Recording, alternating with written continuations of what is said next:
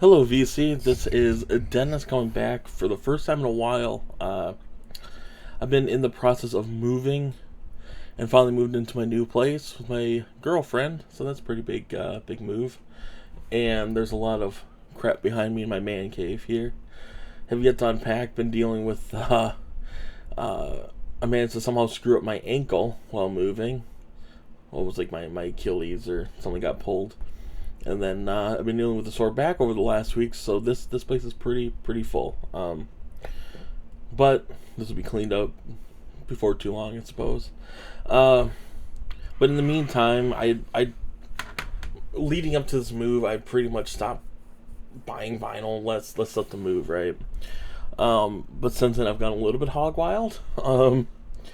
So last weekend, yeah, it was last weekend. Also, apologize if there's any sort of background noise, like a fan. It's like 80 degrees both outside and in this trailer. So I have the fan going. I have the window open, so as the breeze blows, it might get a little noisy, but I do apologize for that. Not much I can do though. But anyways, last week I got up and looked on Facebook as you normally do, and just hit the marketplace because there's some new stuff up there, and um, they were these people were having a rummage sale, estate sale. Not exactly sure what to call it, but basically it showed a picture of basically a barn, just full of stuff, and it has you fill up a bag for $10, anything.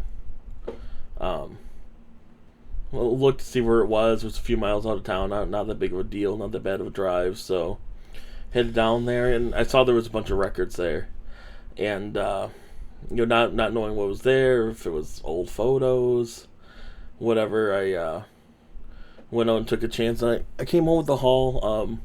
Nothing rare or spectacular, but everything. Like if the jacket's not mint, the vinyl is, the record is. I mean, this guy, uh, I know whose place it was. Kind of heard through the grapevine, but he was a bit of a hoarder. Uh, so there was all these records that were probably he probably actually listened to them or picked them up at an estate sale, and they just sat. There was a bunch of what looked to be like old, was like Walmart blowout DVDs, like 2 or 3 copies of just random stuff. There's a handful of CDs, bunch of DVDs, bunch of just random electronic stuff. Like those old portable TVs that were screen this big, but they're massive. I mean, just a little bit of everything. But of course, I spent most of my time and filled most of my bag with these records. I did pick up one CD, however, just kind of a generic Best of Cool in the Gang, 69 to 76. It's everything that you would want on here, right? Funky stuff. Who's gonna take the weight? Give It Up, Chocolate Buttermilk, Jungle Boogie. I mean, it's Cool in the Gang. Can't go wrong. And now the vinyl itself, the vast majority of the stuff was actually, or the stuff that he had, was old movie soundtracks, from like musicals from the like 40s and 50s, 60s. Had like a Ben-Hur box set, and a lot of stuff that it would have had like Elizabeth Taylor in it. So I picked out a handful of those just from what I know of the musical. I might not have seen it, but there's some other surprises in there. So I'm just gonna kind of pick these up a little bit at a time. Yeah. So these first two I just happened to actually grab. Well, these three here. These ones were some of the first I saw, and they were, like I said, they're gorgeous. So we got Peter, Paul, and Mary. Let's see what tomorrow brings. And I mean, guys, I know it's a little bit dark, but I mean, this thing is damn near perfect. It's on the Warner Brothers little sleeve thing here. And I'm telling you, the wax, it might be dirty. Like, there might be some dust and little particles and stuff on them, but all of these things are just gorgeous. I'm not going to show every record. It would take way too long. If somebody's curious about one, let me know. I'll take a picture of it, I guess. Put it in the comments. And most of these, I should say, are either American or Canadian. I'm in a border town. What do you expect? And I got Along Comes the Association, also on Warner Brothers. We got the Association Greatest Hits. This is actually not on Warner Brothers. What the heck is this on? Warner Brothers 7 Arts. That's why I didn't recognize the logo. My Hawaii by Ed Kenny. This is the first of the soundtracks here. From Columbia, The Bridge on the River Kwai. Score. Some over here, I guess. Okay, let's see here. I only picked this one up because, and I have yet to actually check what it's worth or anything. And I have yet to put any of these in my Discogs. But Walt Disney Presents the Moon Spinners original soundtrack. I heard somewhere that some random Disney records are actually worth a little bit of money, so I figured, what the heck. We got Stereo Columbia, The West Side Story, soundtrack and score, little gatefold.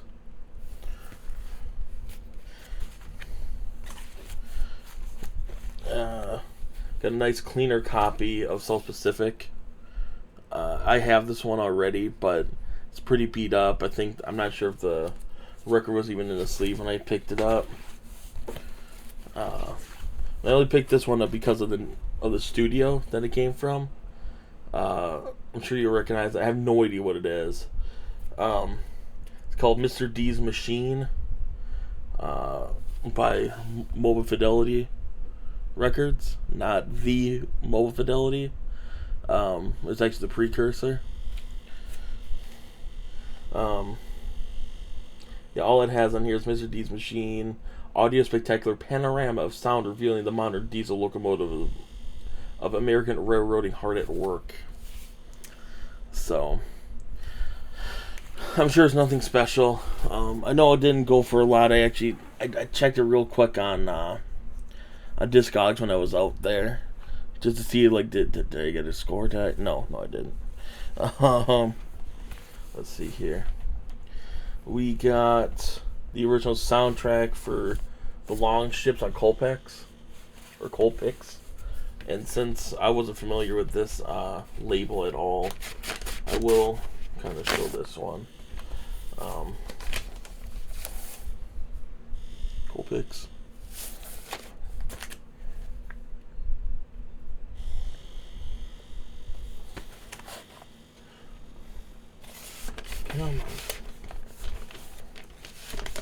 All of these, like I said, records are just spotless. Almost all of them come with which seems to be the original paper sleeve. If it's not the paper sleeve, it's a like an older plastic record sleeve. I got from United Artists original music from the Vikings.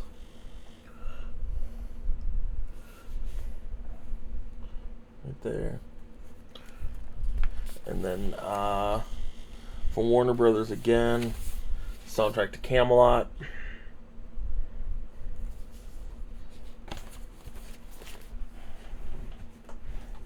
Let's see here.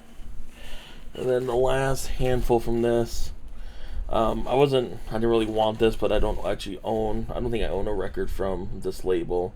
And it's kind of neat. It's the soundtrack to a Spartacus from Decca. And what's kind of cool about this is it actually still has, like, this little booklet inside with some pictures and a little bit of write-up on the movie. And it's not your classic Decca label.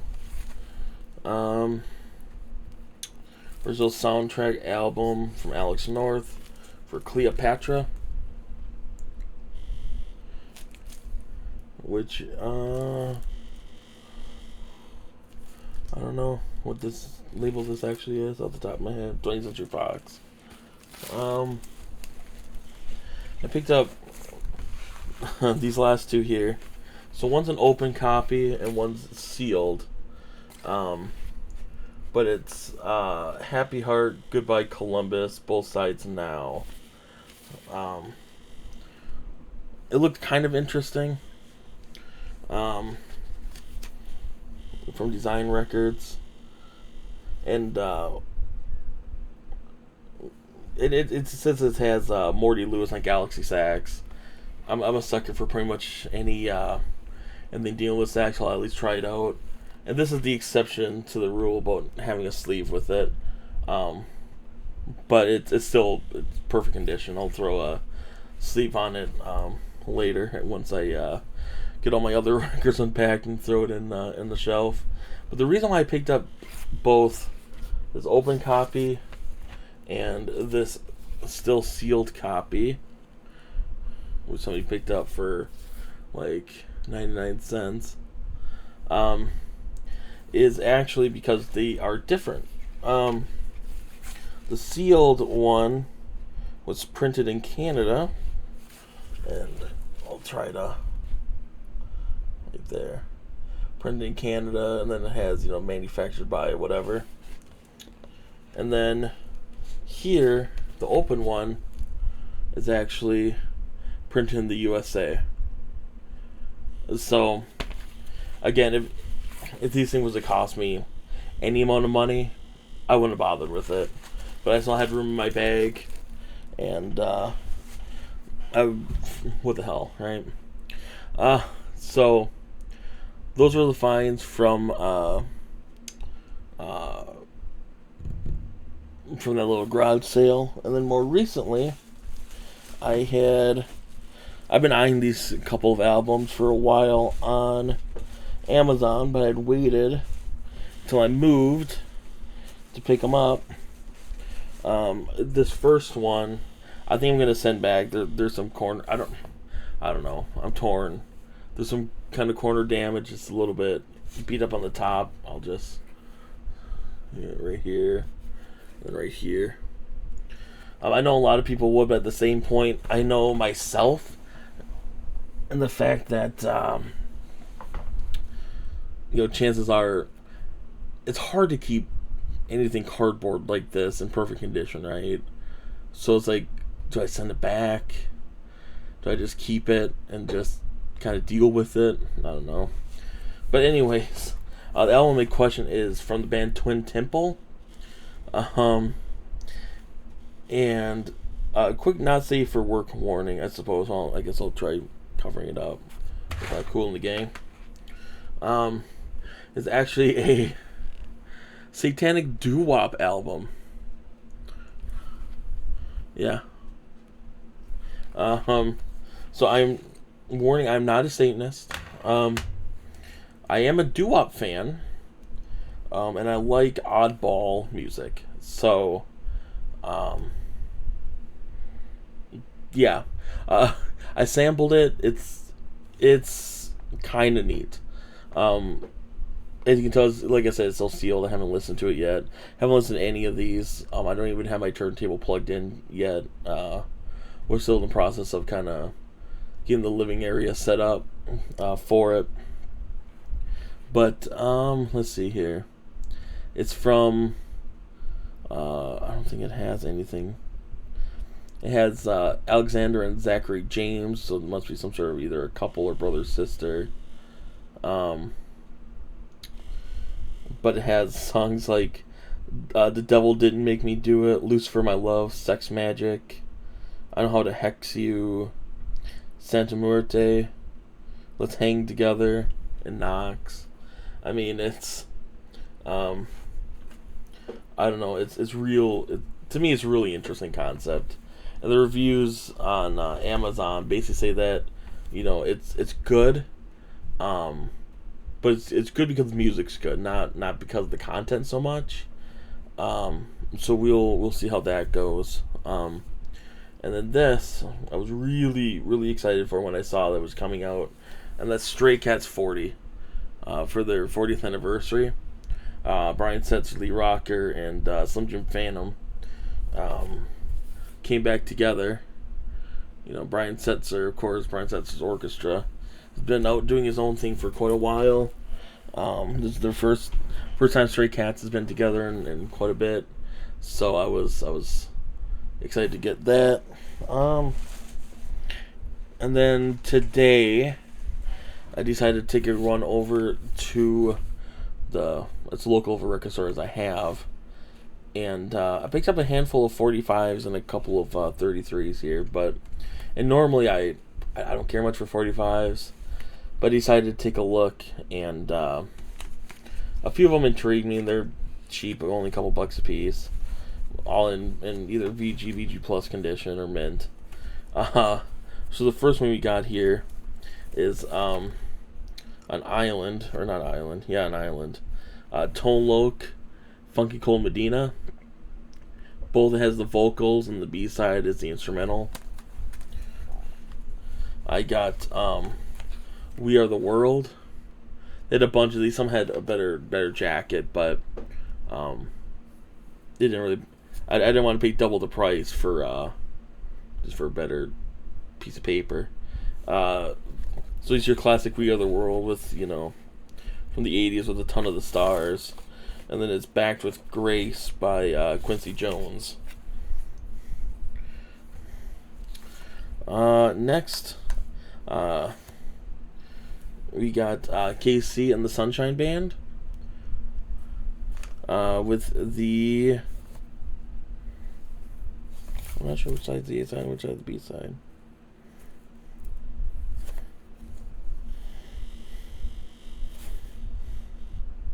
Got it. Okay. So the A side is That's the Way You Like It, backed by What Makes You Happy. Both a couple of good songs. We got James Taylor, Fire and Rain on Warner Brothers. Backed by Anywhere Like Heaven. And then finally, we've got the Sugar Hill Gang, Rapper's Paradise, or Rapper's Delight. The short version on the A side, long version on the B side. And stuff like, Sugar Hill Gang, I don't think I've heard anything else from them, so that's fine. And the rest are fine too, I suppose. So these next two were in like the Psych Prog section. I haven't listened to them. I did zero research. I just kind of went with my gut on this. This first one, they have it labeled as Psych Jazz Rock. And let me take it out here. And it is The Flock. I mean, come on. Dude's rocking on what looks to be a violin. So, like, on it has, let's see here, guitar, violin, bass, drums, 2 tenor saxes, and a trumpet.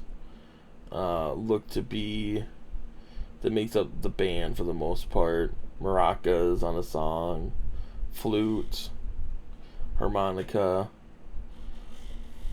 So I don't know, it definitely just intrigued me.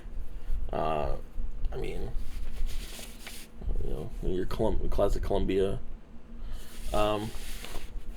Actually, they had another one. It had something like a dinosaur on the cover that caught my eye. But it didn't really hint at all as to what kind of music or band it was. So I'm like, I don't know. And then next one back was that. So I'm like, oh shit, why not?